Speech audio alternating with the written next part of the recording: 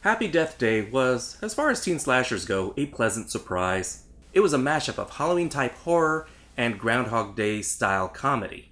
Happy Death Day was, as far as teen slashers go, a pleasant surprise. I really liked it.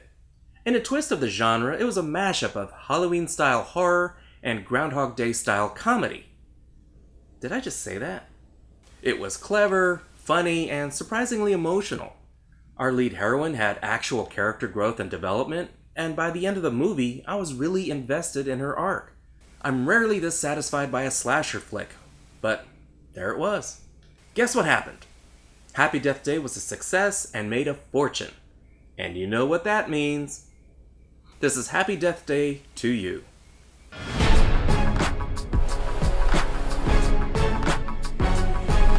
Before we begin, you should really watch the first movie before this one. They do fit together. And without the first movie, a lot of things here would make no sense. Or at least watch my review of it. You know how the first one started over and over on the same day? This is that same day from the point of view of Ryan, played by Phi Vu. You might recognize him as Carter's roommate who is really into that fine vagina. Only, this is the end of that day where Tree beat the killer, and seemingly stopped the time loop. So let's establish a few landmarks now, and see if we can spot him again later. Shut up! Dear Penthouse Letters. Back out. Not wanting to cockblock, he goes back to work on an experimental quantum reactor called Sisyphus, or Sissy for short. His fellow nerds, junior scientists, are Samar, played by Suraj Sharma, and Dre, played by Sarah Yarkin. But first, how is my channel doing? Dean Bronson, played by Steve Zissis, this guy, shuts the project down before Val Kilmer turns his house into Jiffy Pop. An abject failure. Results that lead to patents. Do you see how it works? And you have no place in this department or in this university. Why do deans hate science? Why do deans hate science? We've had 4 rolling blackouts, fried electrical circuits. They've apparently been causing blackouts. When I was in college, I didn't need no machine to cause my blackouts. Saturday nights was pizza and Star Trek The Next Generation. Good times. He gets a phone call that leads him here. He's not a hot young co-ed, so I'm sure he's safe. Jump scare! Ryan gets stabbed right in the reset button. How many of these landmarks did you remember? I'm having that thing. You know, what's it called? When you feel like you've already lived through something before. A sequel nobody asked for? I know, a sequel no one asked for. Why do I feel like I said this already? Deja vu? Only one person in this movie would understand. Tree, once again, played by Jessica Rothe. She's, after all, an expert in grinding the same level to level up. What the hell is going on? Okay, recap. And you're gonna be stuck reliving this day until we figure out how to stop it. Tree takes point to solve this.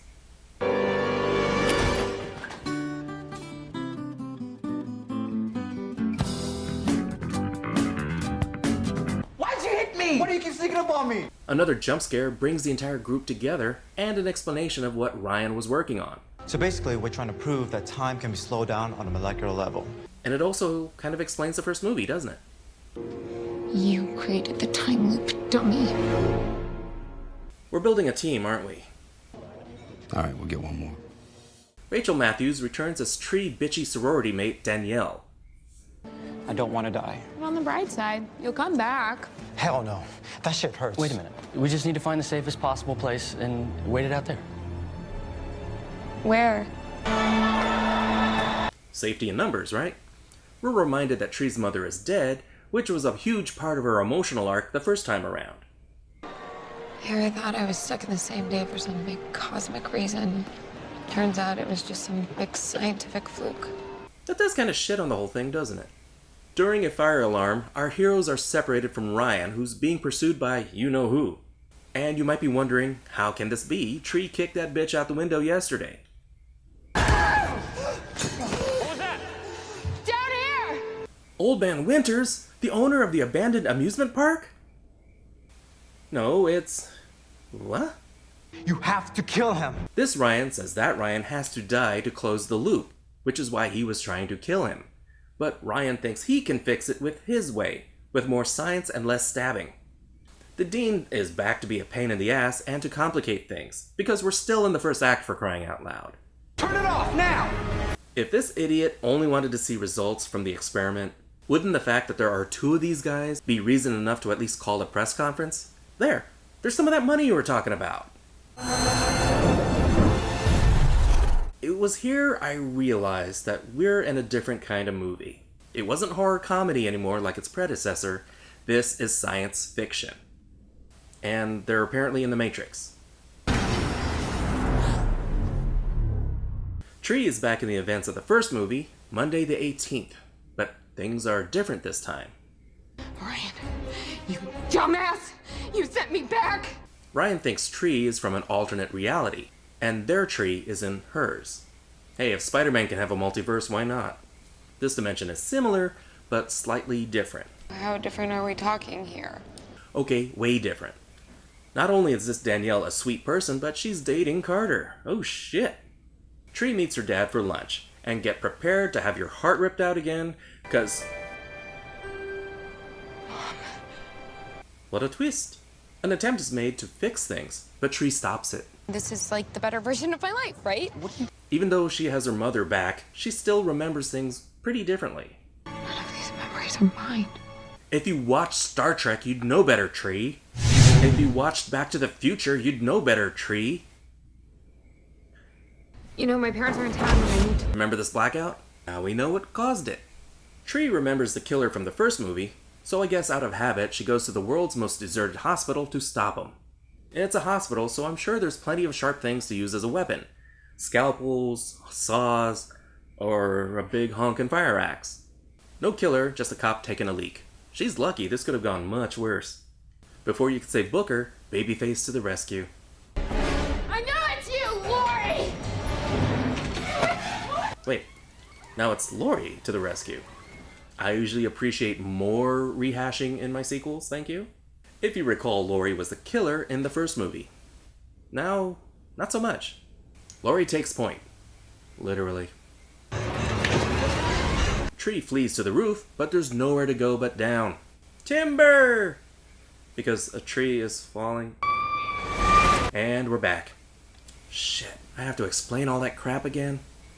Tree wants to stay here, but they still have to end the loop, so they need data.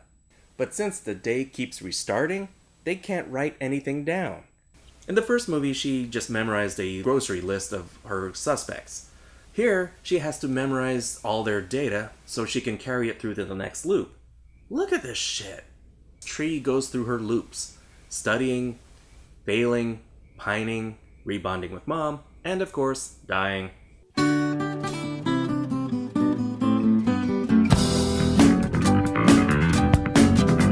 The dying part is what sells tickets, right? It's also a hilarious sequence, taking the previous movie's murder montage a step further, but this time Tree's deaths are more on her terms. And those injuries are starting to add up. This was something brought up in the first movie, but it ultimately didn't really go anywhere, other than give Tree a deadline, so to speak. When the loop was broken, it wasn't an issue anymore. It looks like it's a problem again, giving Tree a finite number of attempts before she dies for good. Tree wakes up in the hospital with Carter by her side. Were these two kids meant to be together or what? Another blackout? Or Dr. Sinister just making his dramatic entrance?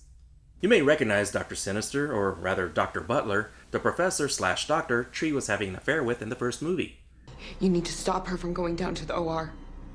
I'm sorry, I don't know who you're talking about. Oh, really? Well, maybe your wife does. Another attempt to save Lori, but it's too late. But not too late for some shooty. Old Man Winter! Sorry, I gotta stop doing that every time somebody removes a mask in front of me. They really hate me in Party City. 2 killers? Really? Hey, it worked for Scream. Another round of science, and Tree blows them away with her amazing memory. If these are all the failed algorithms, then there's only one possibility left. They can close the loop, but Tree has 2 choices. Stay here, or go back. But she's happy here with her living mother. Too bad about Carter, but plenty of fish and all that. Tree has made her decision, it's go time. But something goes wrong. And of course, since we're only halfway through the movie... Did you open spam porn again on the computer? No. a virus shuts the computer down. Not kidding, this came out of nowhere. If you're like me, you like surfing porn, but you also like time travel. With Norton Security with LifeLock, you can do both. So surf all those freaky sites, mine that Bitcoin, and screw with history to your heart's content. With Norton Security, a baby-faced killer won't stab you because of your gross hobbies. Paid for by McAfee. Tree packs up the parents and leaves town, pretty much telling the future victims GFY. But it kinda starts dawning on Tree that this really isn't her life. That wasn't me. Meanwhile, the final attempt to close the loop begins. Carter goes to the hospital to help Lori, since Tree made like herself and got out of there. It goes about as well as expected. Mayfield University Hospital, where a terrible tragedy, 3 victims. A nurse and a police officer. The 3rd victim, a student, was killed while attempting to subdue the suspect. Tree cannot let Carter die, so she's got to keep the loop open. Since they're not picking up, there's only one choice left.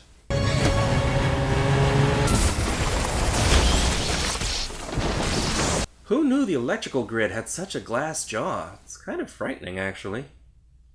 It works. Tree decides to go back, but first, loose ends. In this universe, it's Lori who's having the affair with Dr. Can't Keep It in His Pants. You can do better, girl. He got baby dick. He's not worth it. But it's never too late to change. Goodbye, Mom. And I just hope I can become half of the woman that you are one day. Stop it. You're making my allergies act up. Looks like we're gonna do it at last. Until Dean Bronson returns to stop the attempt, since we still have 20 minutes left in the movie. He confiscates Zissis, but you know they'll get it back. They enlist Danielle to help distract the Dean while they steal back Zissis. Which they do. Was there any doubt? Stay here. What? Why? Just promise me you'll stay here. While they work on that, Tree goes to save Lori once again. It's over, Gregory! The pieces are falling into place. It's Old Man sorry! It's Dr. Sinister. His wife found out about your affair. He set James free, knowing that everyone would think that he killed you. And the secret of your affair would die with you. They forgot that a strong marriage is built on partners working together on common interests, like murder. They do make kind of a great couple. I want a divorce. Not. Carter does not take directions well.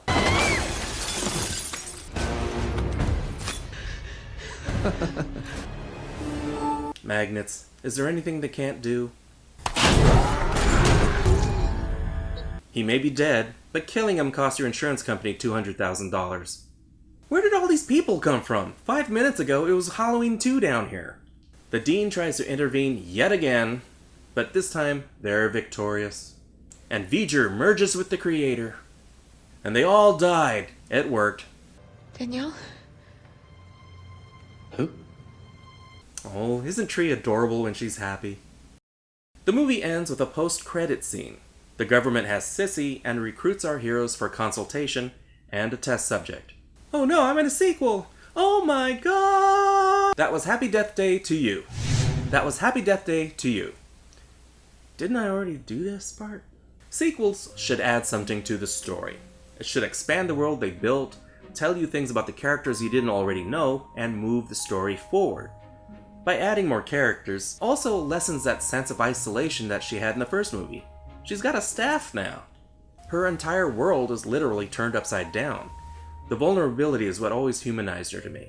She even looked like she was having more fun this time around. Having Ryan be the catalyst was an interesting choice, and the explanation for the time loop almost makes sense. I say almost because when you have time travel, parallel dimensions, it's too easy to poke holes in the logic if you look too hard. I found it worked better if you just went with it. I liked how they tried to keep things fresh. The multiverse sidesteps the original killer's identity and allows a different mystery to unfold, and it gives us a new set of surprises. The Dean was a pointless adversary. I felt like he was added because they needed another obstacle and time constraint. and it just felt like padding that slowed things down. The supporting cast, while helpful in their own right, didn't really flesh out very much, and we knew very little about them. It still has a sense of fun, and knows not to take itself too seriously. The standout actor here is of course Jessica Rothe. I would like to have seen the tree she swapped places with, who woke up in a world where her mother's dead. Wouldn't that have been a kick in the teeth? Having to switch from slasher to a more comedic sci-fi tone keeps this movie from being a straight rehash of the first movie. Instead of Groundhog Day, the movie references Back to the Future. Part 2 specifically. The original had a clearer plot, a clearer goal, you knew what was happening. This one is all over the place. You have another killer or killers, time travel, the mini heist, alternate realities, living mom. To You still doesn't feel as fresh as its predecessor. In the first movie, no explanation is given for the time loop. There had to be some higher purpose or divine intervention going on here.